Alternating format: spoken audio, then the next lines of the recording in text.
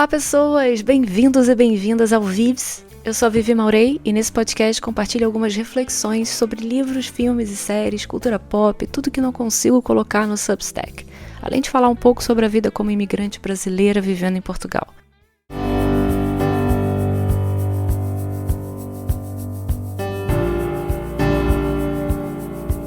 Eu já começo o episódio dedicando a uma amiga, Joana Rocha, que me indicou o filme que eu resolvi trazer hoje aqui. Aliás, eu aceito sugestões de livros, filmes, documentários. Fiquem à vontade para mandar o que vocês quiserem. Joana, muito, mas muito obrigada por ter me mandado ver esse filme. Bom, vamos então ao filme A Ghost Story, ou Sombras da Vida, que é de 2017, com o Casey Affleck. Tudo bom?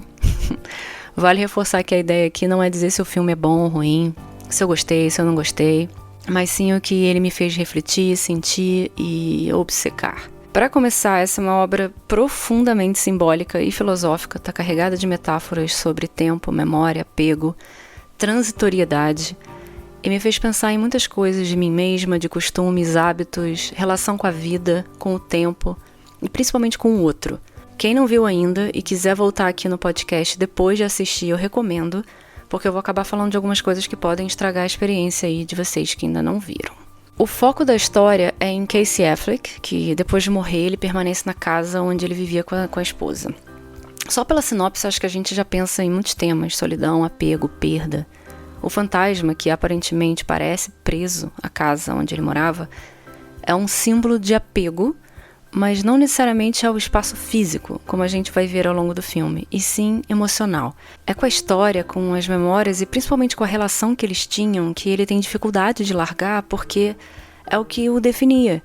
E a recusa de seguir em frente pode ter muito a ver com a ideia de apego, que nos impede de aceitar o fluxo natural do tempo, mas, enfim, isso é enquanto a vida do casal é observada. No segundo ato, quando a gente vê que o tempo passa e o fantasma acompanha outras famílias, outras vidas passando por aquela casa, o filme ele desafia a gente com novos sentimentos e com visões filosóficas que são colocadas em cena constantemente em conflito, coisa que eu amei. O próprio tempo no filme é apresentado como uma força indiferente, que avança independente das nossas ações, sonhos ou sentimentos. Há transformações tipo casa para prédio, campo para cidade, e pessoas construindo suas vidas e vivendo momentos especiais, seja numa festa de Natal, brincando com a família, ou numa festa com drogas, rock and roll e sexo. Isso para nos dizer que por mais que a gente crie e construa ou imortalize algo com alguma arte, eventualmente tudo será engolido pelo universo.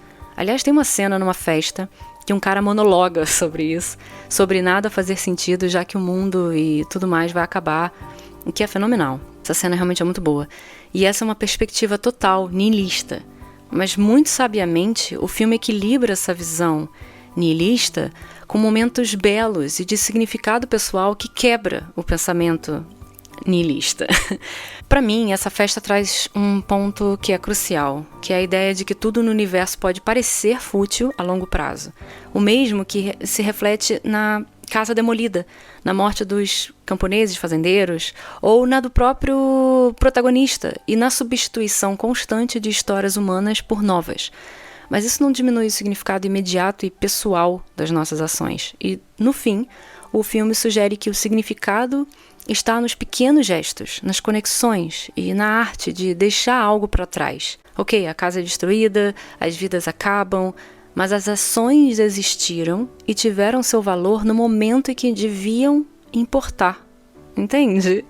Ou eu tô aqui de novo como eu vivi viajando muito. Tem uma questão muito importante no filme que a mulher ter dito ao marido que escrevia bilhetes e escondia esses papéis nas casas onde havia morado com os pais antes de se mudar, porque ela queria imortalizar algo dela, daquele momento, que ela poderia reencontrar caso quisesse um dia voltar.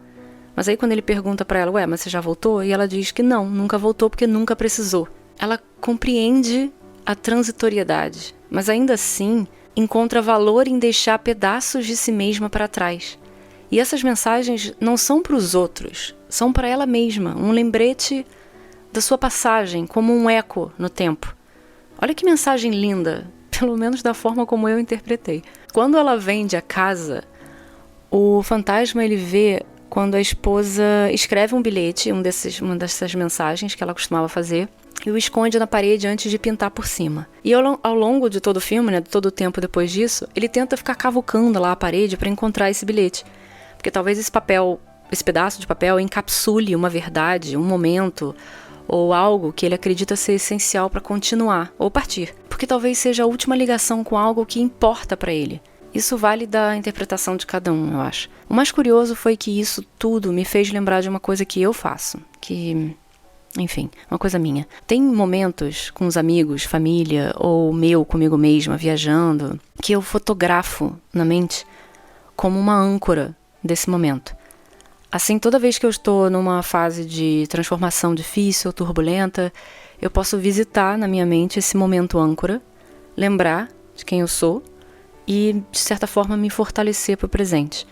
Eu acho que essa parte do bilhete me tocou mais porque, assim como minhas âncoras, essas mensagens exploram de uma forma poética e silenciosa uma tentativa humana de capturar uma essência, de deixar marcas que transcendam nossa efemeridade, sabe? E que vão resistir à destruição do tempo, mesmo sabendo que tudo será engolido em algum momento. Outra coisa que me chamou a atenção foi a estrutura do filme não linear do tempo, que sugere que as ações humanas estão interligadas, como se fossem ecos que ressoam e se repetem. O fantasma ele se vê num ciclo, revendo sua vida, mas também se conectando com o passado e futuro. É como se o tempo fosse uma casa própria, um espaço que ele habita enquanto tenta descobrir o significado da sua existência. Cara, isso é lindo demais. A gente vai sempre buscar o impacto que a gente deixa como pessoa ou como artistas. E é por isso que eu não vejo esse filme como uma mensagem sobre solidão, como eu achei que fosse achar é ótimo, como eu achei que fosse pensar sobre o filme quando eu tinha ouvido falar sobre ele, mas sim sobre o medo de ser esquecido e a tentativa humana de lidar com a inevitabilidade do tempo e do fim, o medo de que todos os nossos esforços sejam em vão. A nossa ideia de legado, sabe? Não apenas no sentido grandioso, mas nas pequenas marcas e memórias que a gente deixa, nas relações que construímos e como tudo isso é, no final, sujeito à transitoriedade. Mas é justamente o que nos faz humanos, encontrar sentido no agora e nas conexões, no vasto cosmos onde somos tão pequenos. O filme me fez querer ser ainda mais rebelde ao niilismo e celebrar a beleza que é criar algo, mesmo que seja temporário. O filme me faz querer enxergar mais ainda o quão belo e significativo é tentar capturar o efêmero. E é claro que toda essa reflexão me fez pensar também se a obsessão em encontrar o bilhete, o apego à vida e a relação dos dois, se não seria na verdade um saudosismo negativo, porque afinal o fantasma não está pronto para ir embora e parece de fato preso ao passado. Mas embora o filme não responda perguntas, e é o que o torna ainda mais genial e filosófico, eu não fui para esse caminho saudosista. A prisão pode até ser uma metáfora para o medo de seguir em frente, porque ele não quer perder quem ama. Embora já tenha perdido, né? Ou pela dificuldade de encontrar significado além do que já foi vivido. Mas aí eu penso nas minhas âncoras e na minha ideia de visitar o passado sem querer revivê-lo. Eu reconheço o valor dessas lembranças como algo que vai me informar e me impulsionar ao fazer as minhas escolhas e impulsionar o meu presente. São como marcos que me ajudam a navegar o presente e o futuro. O meu passado não vai definir a minha vida, até porque o passado só tem valor quando ele nos ajuda a seguir em frente. A discussão aqui, e o que eu acho que o fantasma busca, até o último segundo, é que o que realmente importa não é construir algo eterno, mas construir algo que faça sentido agora. E talvez o fantasma tenha começado o filme preso a uma ideia que ele achava que o definia, até o momento que percebe que não. Quando ele finalmente lê o bilhete e desaparece, isso não é apenas um ato de resolução, é um reconhecimento de que o significado não está no passado, nem no bilhete, mas precisamente no ato de finalmente se soltar daquilo que o prendia. A própria casa deles é uma metáfora, um símbolo disso do que eu estou falando. Ela começa como um espaço de amor e logo depois é destruída, primeiro com a morte dele, com a falta de vida, depois com o luto dela, né, da esposa, e depois com a decadência, ao passar dos anos. As paredes, né, a tinta, o piano quebrado no chão, ela representa a fragilidade das construções humanas, físicas e emocionais. Ela encapsula memórias, dores e esperanças, mas não dura para sempre. O que permanece são os pedaços simbólicos, assim como o bilhete, que carregam o peso das experiências que ali foram vividas. E para você que está se perguntando qual era a frase misteriosa que a mulher deixou no bilhete, cara, não importa saber. Esse é, aliás, um dos pontos mais interessantes e intencionais do filme. A escolha deliberada de nunca revelar o que estava escrito no bilhete. Isso só reforça o tema principal que eu estou discutindo aqui. Não é o conteúdo da frase que importa, mas o que ela simboliza para o fantasma e por extensão para nós, né? O ato de abrir a parede e finalmente ler a mensagem diz mais sobre o fantasma encontrar uma resolução em si mesmo do que a importância em si do que estava escrito. Fez sentido isso que eu falei? Ou tá... a frase foi mal construída? Acho que vocês entenderam. E é bom também que o espectador possa projetar aqui a sua ideia de frase que encaixaria nesse momento. Para uns pode ser um simples eu te amo, para outros pode ser um pedido de perdão, uma reflexão sobre o que significa seguir em frente.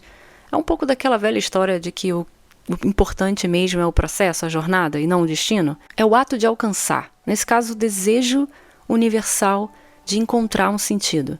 E para terminar, eu não podia deixar de comentar essa parte, porque afinal eu adoro quando o cinema usa de ferramentas literárias para alimentar um contexto. Às vezes sutil, às vezes nem tanto. Vocês repararam na estante de livros do filme, né? E na hora que os livros caem, ou se preferir, entre aspas, são derrubados pelo fantasma para chamar a atenção da esposa, nós vemos Nietzsche, Gabriel Garcia Marques com O Amor nos Tempos do Cólera e A Haunted House and Other Stories da Virginia Woolf. A gente falou aqui da visão nihilista do cara da festa, que diz que tudo será apagado pelo universo um dia, né? Para quem conhece Nietzsche, sabe que ele era constantemente associado ao niilismo e, né, aquela ideia de que a vida não tem um sentido intrínseco e que cabe a cada indivíduo criar seu próprio significado. Viver cada instante plenamente, lei do eterno retorno, caralho a quatro. O que acaba desafiando as ideias dos nihilistas puros, até porque Nietzsche argumentava que a gente supera essa questão da indiferença do universo ao criar o nosso próprio, seja por meio da arte, das relações ou da criação de valores. E tem tudo a ver com esse filme. E O Amor nos Tempos do Cólera? O livro narra a história de um amor que persiste ao longo de décadas, mesmo enquanto os personagens envelhecem, enfrentam perdas e seguem vidas separadas. Toca em temas como o amor como legado, que deixa marcas, como o passado molda o presente, com personagens revisitando memórias significativas, a inevitabilidade do tempo, a aceitação da mortalidade e da transitoriedade que falamos aqui, e finalmente, Virginia Woolf e o trecho capturado pela câmera para a esposa ler. Esse livro, A Haunted House and Other Stories, é uma coletânea de contos que abordam temas como memória, fluxo do tempo, tentativa de capturar momentos fugazes da existência, enfim. Em particular, o conto Haunted House, que é onde o livro se abre, narra a história de um casal fantasma que vagueia pela antiga casa em busca de um tesouro. E esse livro não é de terror, tá, gente? Esse Haunted House e outras histórias, não é terror. É sobre o peso emocional que os passos carregam. E a questão aqui é que o tesouro que esse casal está buscando não é algo físico, mas sim o amor e as memórias compartilhadas no espaço que habitavam juntos. A página onde o livro se abre encapsula essa ideia de perda e apego. É um lembrete para a gente valorizar o que a gente tem, enquanto a gente tem, porque o tempo, eventualmente, vai levar tudo embora. E essa é uma das melhores metáforas com o livro em relação ao tesouro, porque parece que é o bilhete, mas fica claro no fim que não é o bilhete, nem o objeto em si, mas o amor que foi vivido. Olha que lindo! Todas essas histórias ecoam questões em comum de medo de ser esquecido, o valor das âncoras que criamos, o desejo de encontrar significado, mesmo sabendo que tudo é passageiro. Cada um à sua maneira abre o diálogo para a pergunta que a gente se faz sempre. Se tudo acaba, por que a gente continua tentando?